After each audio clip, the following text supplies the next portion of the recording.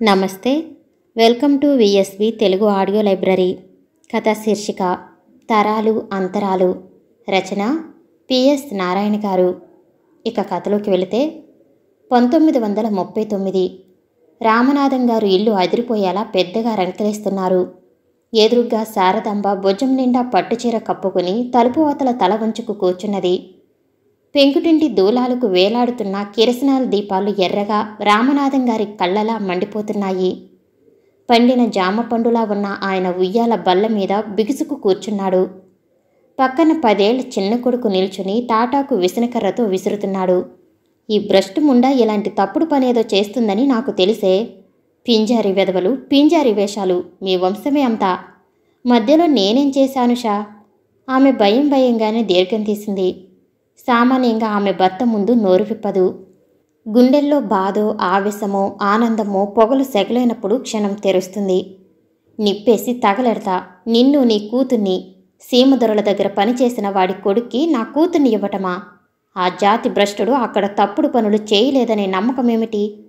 రామనాథం గారు ఉయ్యాల బల్ల మీద నుండి దూకుతున్నట్లుగా దిగాడు. ఆయన దిగటం ఆలస్యం. ఆమె చటుక్కున లేచి తలుపు పక్కగా నిలబడింది వణికిపోతూ. అది కనుక ఆ త్రాష్టుడిని చేసుకుంటే కృష్ణకెళ్ళి ఇద్దరికీ తిలోదకాలు వదిలి పిండ ప్రదానం చేసి వస్తా. ఈయన నోటికి ఎంత వస్తే అంత. ఏమిటా అప్రాచ్యపు మాటలు? మా తమ్ముడు సీమదొర దగ్గర పనిచేసినంత మాత్రాననే భ్రష్టుడయ్యాడా? ఆమె లోపలే అనుకున్నది, పైకి అనే ధైర్యం లేక. కూతురు జ్ఞాన ప్రసూనాంబ వడ్ల బస్తాల గదిలో ఓ మూలగా కూర్చుని కుళ్ళి ఏడుస్తున్నది తండ్రి రంకెలకు. ఆయన గారి నాయన సీమదొరల దగ్గర పనిచేస్తే ఏమైందట? నేను భావనే చేసుకుంటా. ఆమె ఏడుపులో రాగాలు ఆ మాటలకు స్వరాల్లా ఉన్నాయి. ఆ శనిపాతంలా మా నెత్తిన చుట్టుకున్న ఈ ఆపద నుండి మమ్మల్ని రక్షించు తల్లి అన్నట్లుగా గుడ్డు వెలుగులో తులసి చుట్టూ ప్రదక్షిణలు చేస్తున్నది శారదాంబ. సంవత్సరం తిరిగేలోగానే శారదాంబ ప్రార్థనలను గంగలో కలుపుతూ జ్ఞాన ప్రసూనాంబ ఆమె మనస్సులోని మాటలాగానే ఇంటి నుండి పారిపోయి భావనే పెళ్లి చేసుకున్నది. ఆ అవమానంతోటి దిగులుతోటి 6 నెలలు గడవక ముందే ఆ ఇంటి కప్పు కూలిపోయింది. 1969 సీతారామాంజనేయులు 2 చేతులు వెనక్కి పెట్టుకుని హాల్లో అటూ ఇటూ పచార్లు చేస్తున్నాడు. ఆయన ముఖం నల్లగా ఉన్నది. ఆయన కళ్ళు తడిసి ఉన్నాయి. ఆయన శరీరాన్ని సన్నటి వణుకు ఊపుతుంది. అప్పుడు రాత్రి 10 గంటలయింది. ఆ ఇంటిని చుట్టివేసిన అవమానంలా చీకటి భయంకరంగా ఉన్నది.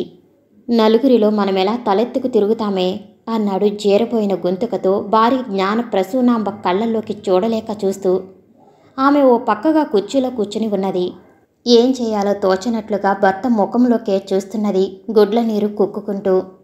మీ నాయన సీమదొరల దగ్గర పనిచేసినందుకే మా నాన్న మమ్మల్ని చీల్చి చెండాడి ఆ ఇంటి గడప కూడా తొక్కకుండా చేశాడు. ఇదేమో ఏకంగా ఇంకో కులం వాడినే పెళ్లి చేసుకుంది. ఏమిటో కర్మ! ఏం చేయాలో కూడా అర్థమే చావటం లేదు. రేపు మనం గడప దాటి ఎలా బయటికి వెళ్లాలో నాకు అర్థం కావటం లేదు ఆమె కళ్ళు ఒత్తుకుంటూ అన్నది. కొడుకు హాల్లో కాలు పెడుతూనే విసుగ్గా ఓసారి తల విదిలించి లైట్ వేశాడు. ఏమిటి చీకట్లో కూర్చున్నారు?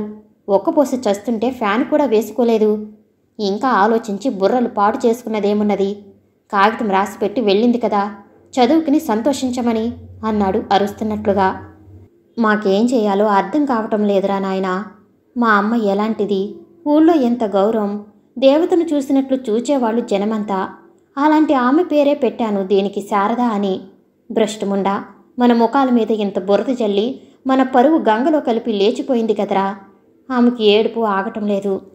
చీర చెంగును నోట్లో కుక్కుకుంటున్నట్లుగా నోటికేసి ఒత్తుకోసాగింది. కొడుకు తండ్రి దగ్గరకు వచ్చి నిలబడ్డాడు. నాన్న, పెద్దవాడివి, అమ్మకు ధైర్యం చెప్పవలసిన వాడివి, నువ్వే ఇలా దిగులు పెడితే ఎలా అన్నాడు అనునయంగా. ఏ గుండెల మీదుగా అయితే మోసిపించానో ఆ గుండెలనే ఒక్క తన్ను తన్ని వెళ్ళిపోయిందిరా అంటూ ఏడ్చేశాడు ఆయన. కొడుకు రంగనాథం తండ్రి చేయి పట్టుకున్నాడు. చిన్నగా తీసుకువెళ్లి వాలుకుర్చీలో కూర్చోబెట్టాడు. 4 నిమిషాలు ఆయనలోని బాధంతా కన్నీరు రూపంలో బహిర్గతం అయ్యిందాకా ఆయన పక్కనే చిన్న స్టూలు మీద ఆయనకు ధైర్యం చెబుతున్నట్లుగా కూర్చున్నాడు. కండువాతో కళ్ళు అద్దుకున్నాడు తండ్రి. రంగనాథం అప్పుడు నోరు విప్పాడు. ఎవరు బ్రతుకు ఎవరు బాధ్యులు నాన్న? మరొకరి బ్రతుకుని శాసించే హక్కు మనకు లేదు. మీరు దాన్ని కన్న తండ్రిగా అది ఎక్కడున్నా సుఖపడాలనే కోరుకోండి. మీ కోరికే దానికి ఆశీస్సు అవుతుంది. అది సుఖంగా బ్రతుకుతుంది. అంతేనంటావా అన్నట్లుగా ఉన్నాయి ఆ తల్లిదండ్రుల చూపులు. అంతే అన్నట్లుగా ఒక్కసారి తల ఊపి లోపలికి వెళ్ళాడు కొడుకు. 1999 రంగనాథం మౌనంగా కూర్చున్నాడు. భార్య నిర్మల ఆయన పక్కన ఆయన కూర్చున్న కుర్చీ మీద చేయి వేసి నిల్చున్నది. దూరంగా ఓ పక్కగా కూతురు ప్రసూన తల వంచుకు నిల్చుని కిటికీలోంచి బయటకు చూస్తున్నది. సాయంత్రం 6 గంటలయింది. చలికాలపు చీకటి అప్పుడే దీపాలు వెలిగించేసింది. అంతా నిశ్శబ్దం. ముందు రంగనాథమే నోరు విప్పాడు. సరే కాని ఏం చేస్తాం, అనుకుంటే నలుగురు 4 రోజులు అనుకుంటారు. పైన ఎవడికి పట్టిందంట మన సంగతి అన్నాడు. నిర్మల మాట్లాడకుండా నిల్చున్నది, కూతురు వంక చికాగ్గా చూస్తూ. ప్రసూన మెడ తిప్పి తండ్రినే చూస్తూ, మనం కులం కాని మాట నిజమే కాని అతడిలో ఒక్క చెడ్డ గుణం కూడా లేదు నాన్న. కనీసం సిగరెట్ కూడా తాగడు. కాలేజీ ర్యాంకుల్లో ఎప్పుడూ మొదటి 10 మందిలోనే ఉంటాడు. నాకంటే 1 సంవత్సరం సీనియర్ అన్నది. అవునులే, మనకిష్టమైతే అన్నీ బంగారు గూళికలే తల్లి ఎకసెక్కంగా అన్నది. రోషంగా చూచింది తల్లి వంక ప్రసూన. రంగనాథం చిన్నగా నవ్వాడు. నిర్మల పోనీ, మనమ్మాయి అయినా ఒకందుకు మెచ్చుకోవాలి. వాళ్ళ అత్తయ్యలాగా ఇంట్లో ఓ చీటీ పెట్టి పారిపోలేదు అన్నాడు. అవునులే, మేనత్త పోలిక. ఎక్కడికి పోతాయి లక్షణాలు? విసురుగా వెళ్ళి చెమట పోస్తున్నట్లనిపించగా కూలర్ ఆన్ చేసింది. తల్లి కదా, అలాగే కొన్నాళ్ళు బాధపడుతుంది. అది సహజం. నువ్వు కోపగించుకోబోకురా. మీరు సుఖంగా ఉండటమే మాకు కావాల్సింది. నీ మనసుకు నచ్చింది ధైర్యంగా చేశావు.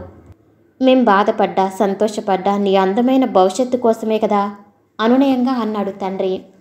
నిర్మల తండ్రి కూతుళ్లను చూస్తూ మూతి తిప్పింది వంకరగా. సంబడమే. సారీ నాన్న, మీ మనసుకు కష్టం కలిగిస్తే నన్ను క్షమించండి నాన్న. మీ ఇద్దరి ఆశీస్సులు లేదే మేం జీవితంలో ఒక్క అడుగు కూడా ముందుకు సుఖంగా వేయలేం అన్నది తడుస్తున్న కళ్ళతో తల్లిదండ్రులను చూస్తూ ప్రసూన. పిచ్చి కన్నా, బాధపడబోకు. అన్నీ ఆనందంగానే జరుగుతాయి. చెప్పు, అతడెక్కడున్నాడు? నేను వెళ్ళి తీసుకువస్తాను. మీ ఫ్రెండ్స్ అందరికీ పార్టీ ఎప్పుడు అరేంజ్ చేద్దామంటావు? ప్రసూన కళ్ళు ఆనందంతో తళుక్కుమన్నాయి. పై 2 గదులు ఖాళీగానే ఉన్నాయి కదా. అతడు ఏదైనా ఉద్యోగంలో చేరేటంత వరకు మీరు అందులోనే ఉండండి అన్నాడు ఆమె భవిష్యత్తుకు గట్టి పునాది వేస్తున్నట్లుగా. థ్యాంక్ యూ నాన్న. 2029 hi mummy, daddy, grandma. I am married. అంటే నేను పెళ్లి చేసుకున్నాను. సారు కారు దిగి లోపలికి వస్తూనే అన్నది. ఎవరే సారు అతడు? తల్లి అడిగింది. మా కొలీగ్ మమ్మీ, విలియమ్స్ అని. ఏ నైస్ బాయ్, జెంటిల్మెన్ అన్నది కళ్ళు పెద్దవి చేసి ఆనందంగా చూస్తూ. వెనగ్గా విలియమ్స్ లోపలికి వస్తున్నాడు. సరి, మన మతం కూడా కాదన్నమాట. రోజులెలా మారిపోతున్నాయే. బామ్మ బోసినోటిని చేత్తో సగం మోసుకుని గొణికింది. విల్లీ కమాన్, నా బెడ్రూమ్లోకి వెళ్ళి రెస్ట్ తీసుకుందువు గాని పదా. డైనింగ్ టేబుల్ దగ్గర మా వాళ్ళందరినీ నీకు ఇంట్రడ్యూస్ చేస్తానులే అంటూ అతడిని చేయి పట్టుకుని తన రూంలోకి తీసుకువెళ్ళి బయటకు వచ్చింది. ఏం పని తల్లి ఇది అన్నాడు తండ్రి. ఏమిటి డాడీ, గ్రాండ్మా మమ్మీలాగానే నువ్వు మహా చాదస్తంగా మాట్లాడేస్తున్నావు. ఏమిటి, ఏసీ కూడా ఆన్ చేయలేదు అంటూ ఆమె వడివడిగా కిటికీ దగ్గరకు వెళ్ళి ఏసీ ఆన్ చేసింది. అది కాదమ్మా, తండ్రి దీర్ఘం తీశాడు. మాతో ముందు చెబితే. ఏమైంది? ఊరికినే నసగొద్దు. నేను చేసిన పని బాగలేదనుకున్న వాళ్ళు ఇంట్లో నుంచి బయటకు వెళ్ళిపోవచ్చు. అంతేగాని ఇక్కడ ఉండి మమ్మల్ని సతాయించవద్దు అన్నది విసురుగా. అట్లా కాదమ్మా, వాళ్ళ మతం వేరు, మన మతం వేరు. వాళ్ళ అలవాట్లు వేరు, మన అలవాట్లు వేరు. వాళ్ళ ఆచారాలు వేరు, మన ఆచారాలు వేరు. అందువలన మనస్పర్ధలు రావచ్చు. నో డాడీ, నో, ఎలాంటి మనస్పర్ధలు రావు. ఇద్దరం ఒకళ్ళనొకళ్ళం అర్థం చేసుకునే ఈ మ్యారేజ్ చేసుకున్నాం. లేదు నువ్వన్నట్లు వచ్చినయా విడాకులు తీసుకుంటాం. ఇంత చిన్నదానికి ఎందుకు వర్రీ అవటం? Then we are free birds, free